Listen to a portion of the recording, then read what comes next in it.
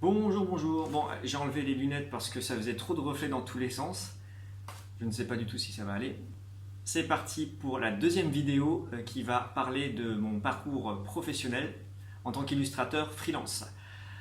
Dans la vidéo précédente que je t'invite à regarder, je m'étais arrêté à cette rencontre que j'avais faite avec un directeur d'agence qui a repéré mon travail et qui s'était dit que j'avais du potentiel.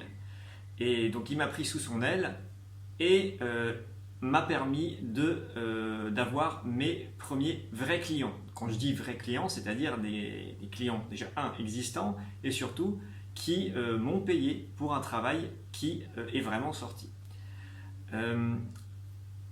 Ce premier client, alors je ne vais pas dire explicitement qui c'est pour des raisons voilà, de confidentialité, mais en gros, c'est une entreprise relativement grande, d'assez grande taille, qui existe encore jusqu'à maintenant, qui est basée dans les Vosges et qui construit des échangeurs à chaleur. Donc c'est des espèces de grosses machines, une sorte de gros radiateurs qui transforment du chaud en froid et inversement. Ne me demande pas à quoi ça sert parce que je t'avoue que j'en sais rien. Mais ça a son utilité parce que ça fonctionne. C'est une entreprise qui fonctionne encore très bien jusqu'à maintenant.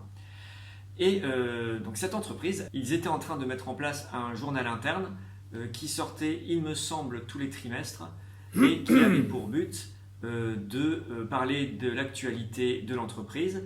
Pour les salariés, c'était destiné aux salariés. Pour rendre le fascicule un petit peu plus sympathique, ils se sont dit « Ah bah ce serait super qu'on crée une petite mascotte ». Et donc déjà, ce qui est intéressant de savoir, c'est que cette mascotte à créer, elle était destinée vraiment en interne. Le but n'était pas de représenter l'entreprise en externe, ce qui veut dire que l'image que l'entreprise décide d'avoir en externe n'est pas forcément la même que celle qu'elle veut avoir en interne pour ses salariés. Et donc là, c'était une mascotte à faire en interne.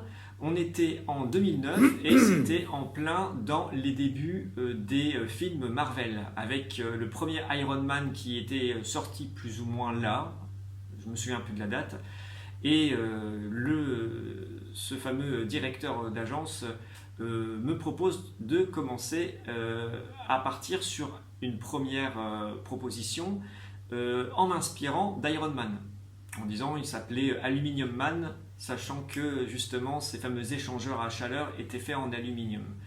Et donc là j'ai commencé effectivement à partir là-dessus, j'ai fait moi-même mes propres photos, je me suis pris en photo pour avoir exactement la pose que je voulais pour mon personnage.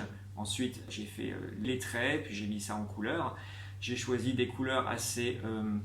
le personnage un peu gris pour faire penser à l'aluminium, mais aussi jouer sur le dégradé de couleurs pour donner du chaud et du froid, tout simplement pour faire allusion à ces fameux échangeurs de chaleur. Donc j'ai montré ça, alors évidemment le directeur d'agence il trouve ça super, mais il envoie ça à son client qui demande quand même une autre proposition, se disant que c'est peut-être trop... les proportions sont trop humaines, que ce serait plus sympa de faire quelque chose de plus cartoon. Donc, sachant que j'étais un grand fan de Bob l'éponge, mon directeur d'agence m'a dit pars sur un design à la Bob l'éponge. Alors je suis parti donc complètement là-dessus. J'ai fait 3 autres propositions de personnages. La première, comme tu le vois, c'est vraiment Bob l'éponge transposé en version aluminium. Donc c'est une grosse brique brillante avec des yeux, une bouche avec des dents du bonheur, des bras, des jambes, etc. J'ai fait une autre itération où là c'était un petit peu plus subtil.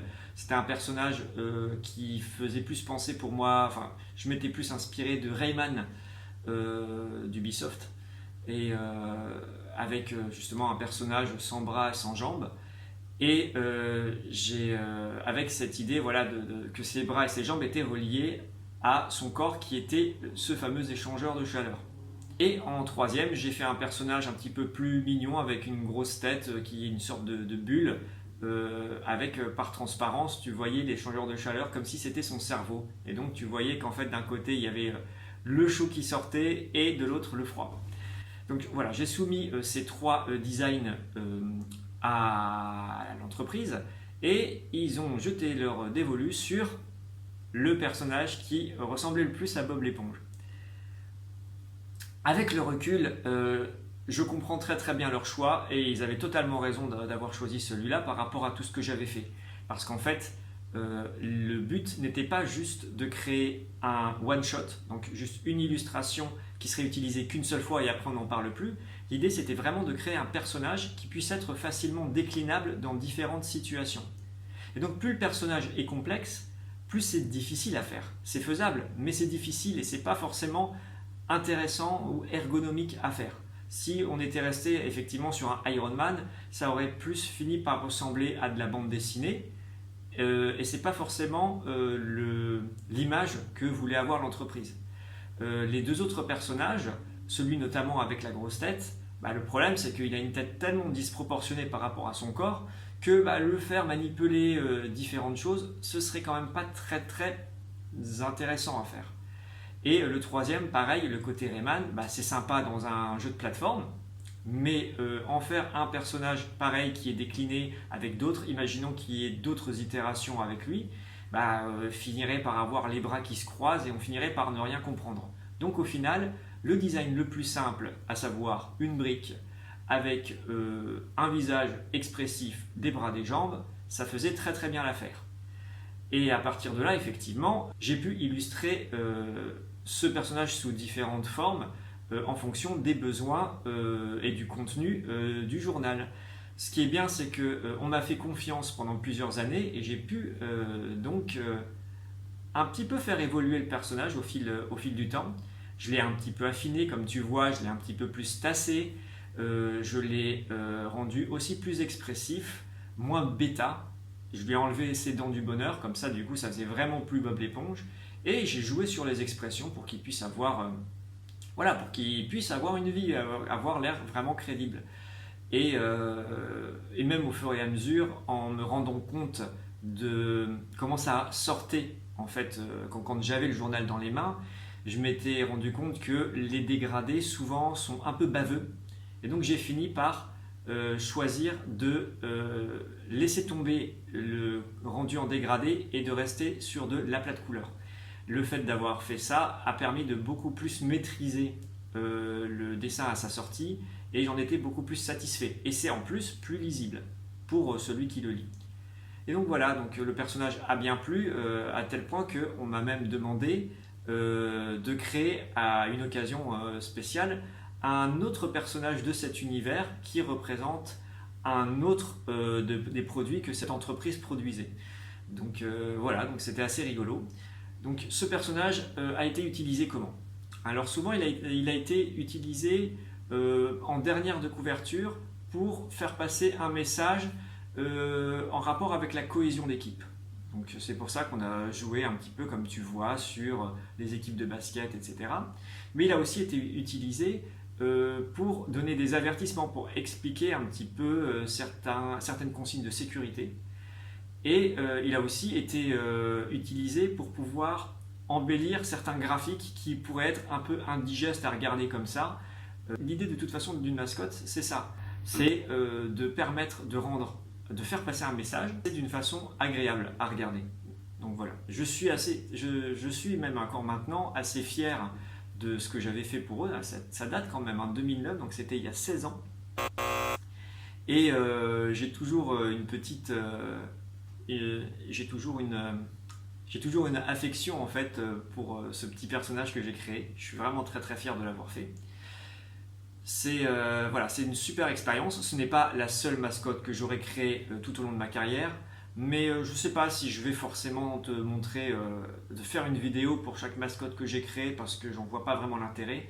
Celle-là a vraiment une importance pour moi parce qu'elle marquait vraiment officiellement le début de ma carrière. C'est pour ça que j'ai voulu t'en parler ici. J'espère que cette petite histoire t'aura plu. La suite, c'est que j'ai continué à travailler pendant plusieurs années avec cette entreprise qui m'a donné aussi d'autres illustrations à faire, souvent des illustrations pédagogiques. Et au-delà de cette entreprise, j'ai continué à travailler avec ce directeur d'agence aussi sur plusieurs années, sur plusieurs autres projets qui étaient très très variés, avec des entreprises plus industrielles comme celle-là, ou alors carrément avec des personnalités politiques pour faire aussi du dessin caricatural, etc. Donc ça m'a permis vraiment d'avoir une très très bonne et grande expérience dans l'illustration.